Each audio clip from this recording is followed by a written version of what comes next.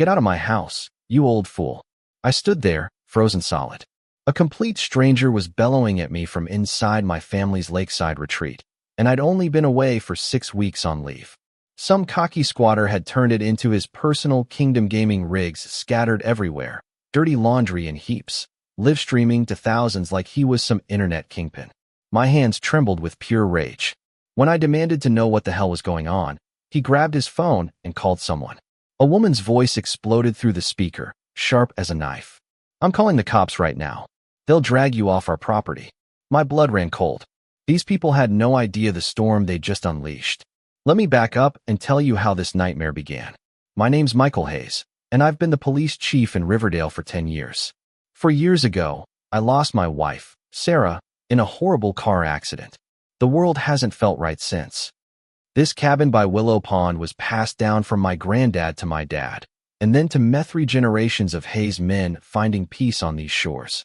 After Sarah died, it became my escape, the only place where I could still hear her laugh in the wind through the willows and remember what happiness used to be. I'd taken 6 weeks off for grief counseling and tying up loose ends from her estate. Sometimes, you just need space to breathe without everyone watching you fall apart.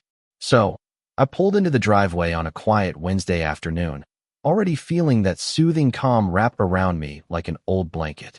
The pond was picture perfect, smooth as a mirror, reflecting the late sun like liquid amber, just how Sarah always described her favorite fall evenings. Then I saw the signs. Fresh tire tracks in the dirt, not mine.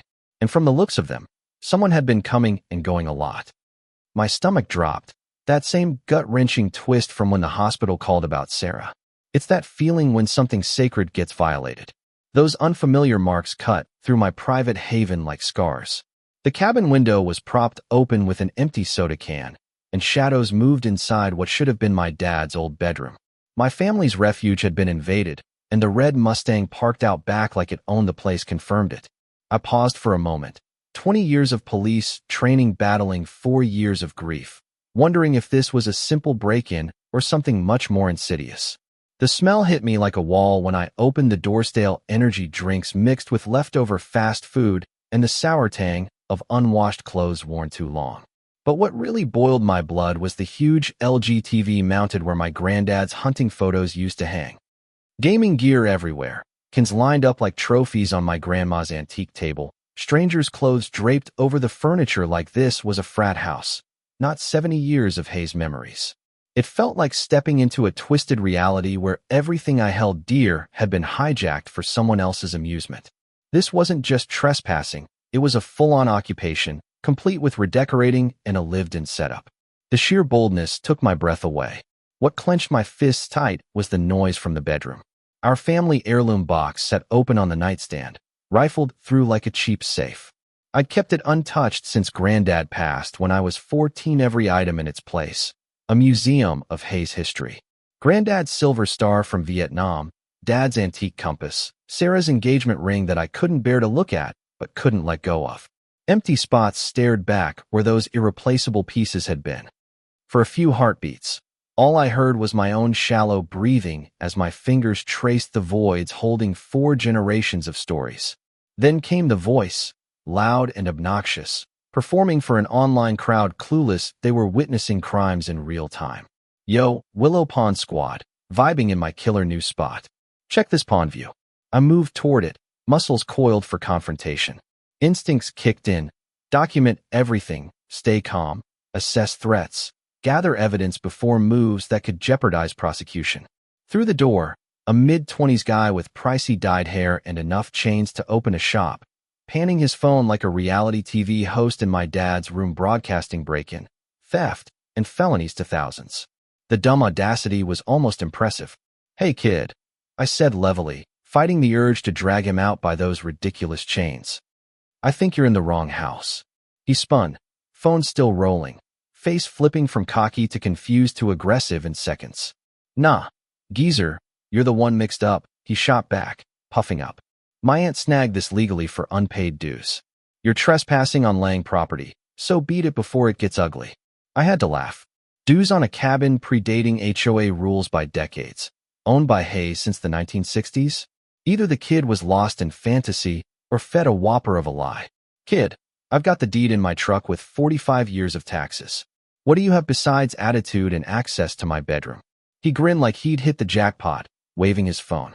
This stream, Fossil 20K watching you get owned. Going viral, wrong kind of famous. Then he sealed his fate, called his aunt on speaker, lived to 20K strangers. Aunt, the old guy's still here, won't leave our place. Handle it before I lose it.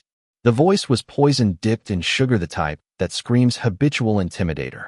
Dylan, video call me now. I'll deal with this intruder. The screen lit with a woman's face. Lord, what a sight. But they didn't know the real game. Who was this enforcement team Rebecca had summoned? And why did their vehicles look like bad movie props? 30 minutes later, car doors slammed like gunfire. Orders barked like a drill sergeant in a flop heist. From the window, 3 dark vans with enforcement stickers that screamed fake. The whole thing reeked of trying too hard. Rebecca Lang emerged like a star, shades indoors, coat in the heat, binder like classified docs. Flanked by mismatched suits, hired muscle-faking lawyers. Impressive if not so obvious. Powerless people overplay authority, right? Rebecca strutted like she owned the pond and beyond. Then karma struck. Her heel caught her bag. Down she went, papers scattering like leaves in wind. Instinct made me help gather them. Ma'am, your docs are flying. She snatched them like I'd stolen secrets. But I'd seen enough bro fakes, quality paper, seals, formatting that could fool most. Her team? Sloppy. One, her Pilates buddy Carla, whispered. Rebecca, what if they ask land law stuff? Rebecca hissed. Just look pro, Carla. The other checked her phone, muttering about a nail appointment. Top tier. But Rebecca knew her stuff, quoting Oregon statutes on HOA liens. Respect for the homework studied to make her scam sound real. Docs looked legit.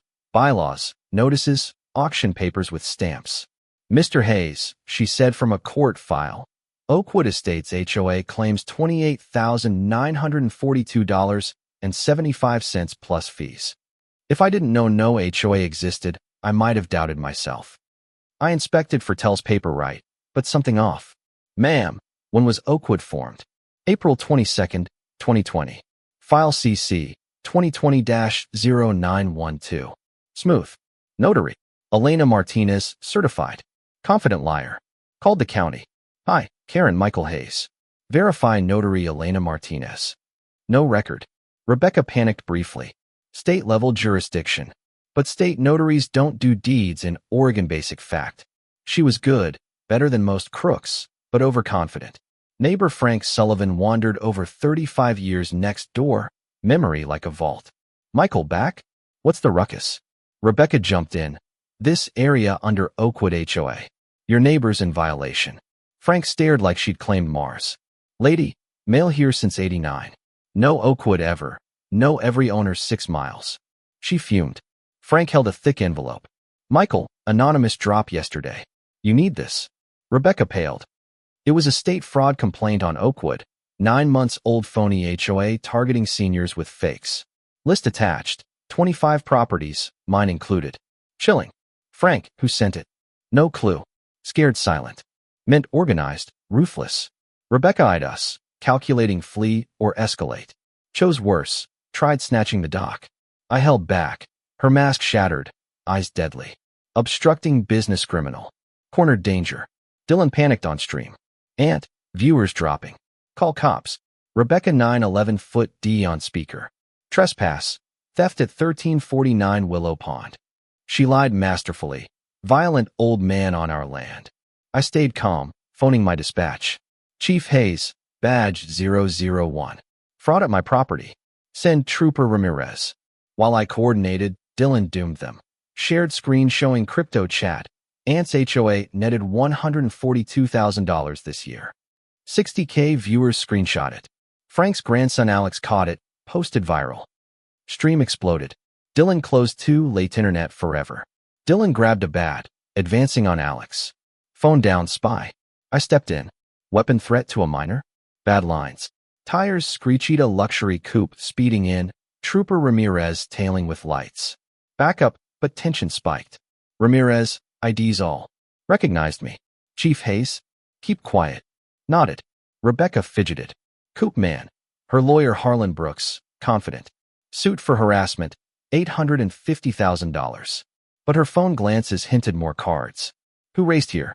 What to hide? Coop man, David Grant, State Fraud Bureau, old friend. Michael, private talk. Rebecca, interrupted. Grant, tracking multi-county crimes 9 months. Her face, calculation. Grant aside, same pattern 3 counties. Alias user real ID shocks. Map showed spread, 29 ops, $500,000 stolen from vulnerable. Method predatory, exploiting trust. Tracking how long? 9 months, longer guises. Photos, networking officials, funded dirty for protection. Laundered donations via victim names fake support. Mayor Thompson likely blind, but scandal fatal.